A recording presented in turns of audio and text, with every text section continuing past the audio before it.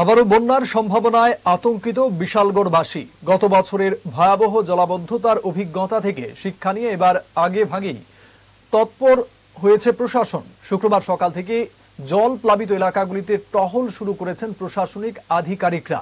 মহকুমা শাসক রাকেশ চক্রবর্তী নিজে এলাকায় ঘুরে পরিস্থিতি পরিদর্শন করেন এবং স্থানীয় বাসিন্দাদের সঙ্গে কথা বলেন। তিনি জানান, আতঙ্ক নয়, সকলের উচিত প্রশাসনের সঙ্গে যোগাযোগ রাখা এবং প্রয়োজনে স্থানীয় প্রতিনিধিদের সাহায্য নেওয়া। বন্যা কবলিত এলাকা চিহ্নিত করে ত্রাণ ও নিরাপত্তার ব্যবস্থা জোরদার করা হয়েছে।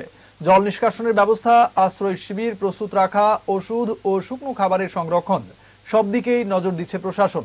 স্থানীয়দের উদ্দেশ্যে বার্তা দিয়ে মহকুমা শাসক বলেন, আপনারা আতঙ্কিত হবেন না, প্রশাসন আপনাদের পাশে রয়েছে।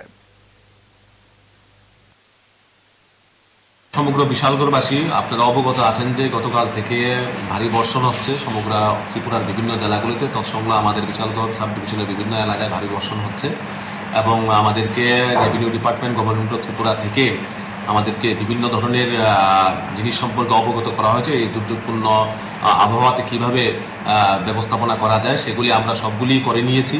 বিশেষ করে আমাদের বিভিন্ন জায়গাতে যেগুলিতে গত বছরও ফ্লাড হয়েছিল সেই জায়গাগুলির উপর আমরা নজরদারি রাখছি এবং আমাদের ডেপুটি কালেক্টর যারা আছেন তাদেরকে এরিয়া ভাগ করে দেওয়া হয়েছে। ওনারা ফিল্ডে আছেন, ওনারা কথা বলছেন জনগণের সঙ্গে এবং আমরা জনগণকে আশ্বস্ত করতে চাই যে আতঙ্কিত হওয়ার কোনো কারণ নেই।